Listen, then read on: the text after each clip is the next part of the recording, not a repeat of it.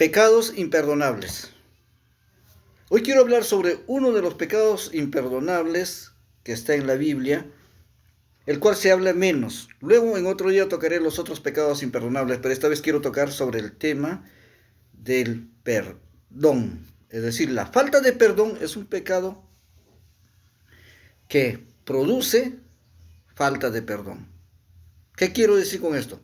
Que aquel que no perdona está, mejor dicho, condenado a que Dios no le va a perdonar también su pecado. Eso lo van a decir, en este caso, 3 pasajes que les voy a mostrar para que nos quede claro en cuanto a este tema. Quiero empezar con el tema de Mateo 5, 44 y 45. ¿Qué pasa? En Mateo 5 nos dice que nosotros debemos amar a nuestros enemigos, bendecirlos y orar por aquellos que se han vuelto nuestros enemigos, nos ultrajan, nos persiguen o nos hacen mucho daño.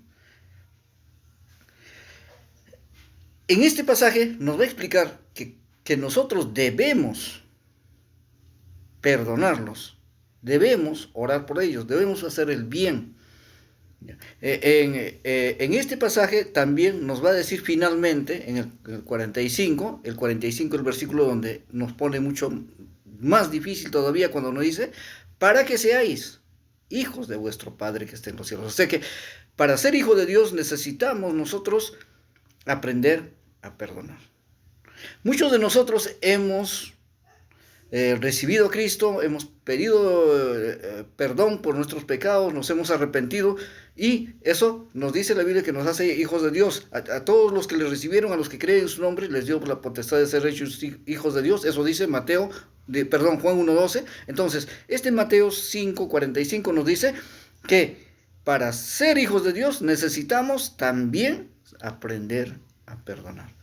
Entonces va a haber muchos creyentes que van a perder su salvación por no perdonar. Eso nos va a decir otro pasaje.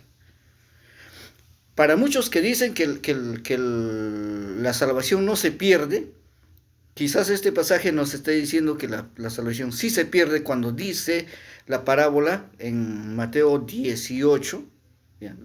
Vamos a leer desde el 23 en adelante, donde el Señor Jesús muestra una parábola, donde dice que el reino de los cielos es semejante a un rey que quiso sacar las cuentas y cobrar a sus deudores, y encontró que uno de los siervos le debía 10,000 talentos. Y este hombre que le debía 10,000 talentos, el rey le dice, para que me pagues la deuda, habrá que vender a tu esposa, a tu hija, como siervas para que puedan pagar la deuda. Entonces él le ruega, le suplica, le llora, se arrodilla delante del rey y al final el rey le perdona la deuda, así literal. Se llega a compadecerse del hombre y le perdona la deuda. Pero, contrario a esto, este hombre que ha sido perdonado sale y se encuentra con un siervo que le debía 100 talentos, ¿no? Entonces, ¿qué pasa? Él empieza a presionarle, a exigirle que le pague, le ahorcaba hasta que al final le llevó en el juez y le condenó, ¿no? a la cárcel, a que al final le pague la deuda. ¿Qué ocurre ahí? Entonces, los demás siervos, los demás que estaban viendo, se enojaron, dijeron, pero ¿cómo es posible? Él le perdonó y no, esto le contamos al rey. Le contaron al rey y el rey enojadísimo le llama y le dice, ¿qué pasó? ¿Por qué tú, sabiendo que yo te he perdonado, no le has perdonado a tu hermano? O sea que yo sí te perdono y mucha deuda y tú no perdonas, así que por lo tanto, ya que tú has sido así, también yo te voy a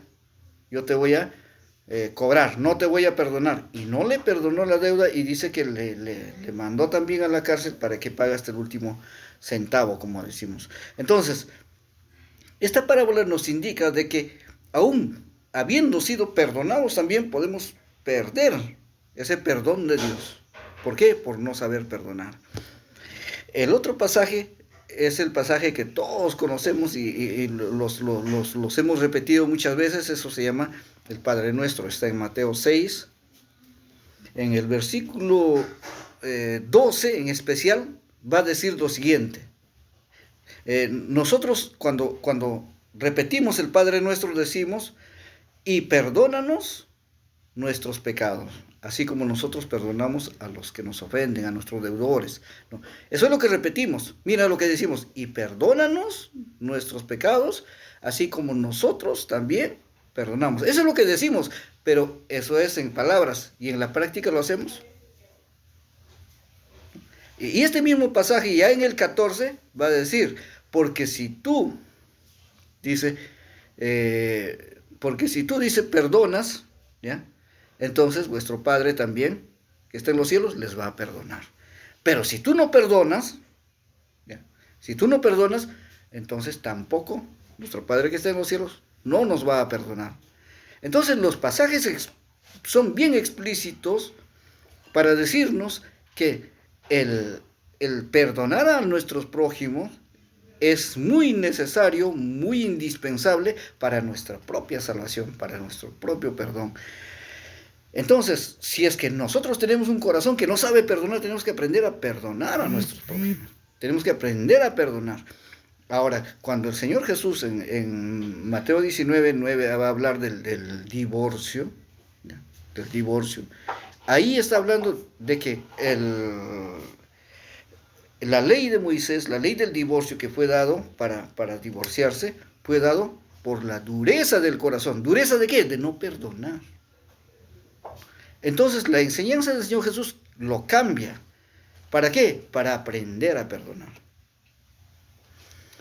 Muchos usan el pasaje, el 19:9, para sacar como pretexto de que por infidelidad sí se puede divorciar. Eso no dice el pasaje. Cuando dice a no ser por causa de fornicación, hasta hay Biblias que van a decir a no ser por causa de infidelidad. Y eso es una mala traducción. La correcta traducción es a no ser por causa de fornicación, que sí lo encontramos, por ejemplo, en la Reina Valera de versión 60. Entonces, ahí nos va a decir que es a no ser por causa de fornicación, pero no se está refiriendo a la infidelidad. ¿Y por qué? Y hay Biblias también que hablan a no ser por causa de adulterio.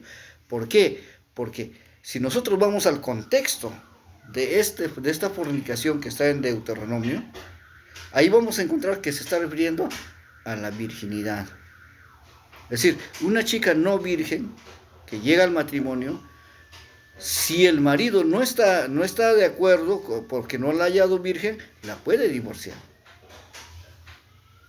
Si él no quiere quedarse con la chica, la puede divorciar. ¿Por qué? Porque ya esta chica ya perteneció a otro hombre. No es porque ella cometió infidelidad, porque esa relación lo tuvo antes de conocer al esposo actual que está tomando. Entonces, como ya tuvo otro hombre, entonces esa es la razón por la cual la puede despedir, si así lo desea este hombre, el que lo está tomando.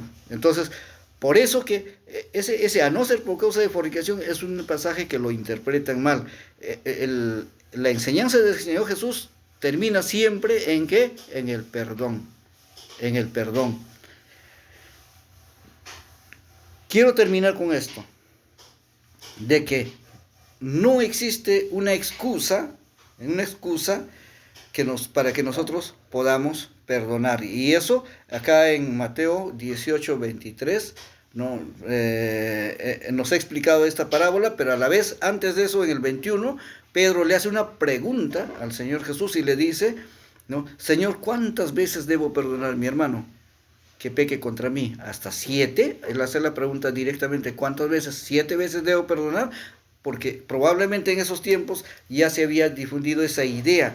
Y el Señor Jesús le contesta, no, le dice, hasta 7 no, le dice, sino hasta 70 veces 7. Entonces, bueno, no voy a entrar a la parte numérica, pero les dejo esa idea de que el perdón es indispensable para poder recibir el perdón de Dios. Y si tú no tienes un corazón perdonador, hay que orar a Dios para que nos guíe y aprendamos a perdonar a nuestros prójimos que nos ofenden y alejarnos de aquellos que nos quieren destruir, pero seguir orando a favor de ellos porque son enemigos. Nos podemos alejar, pero más no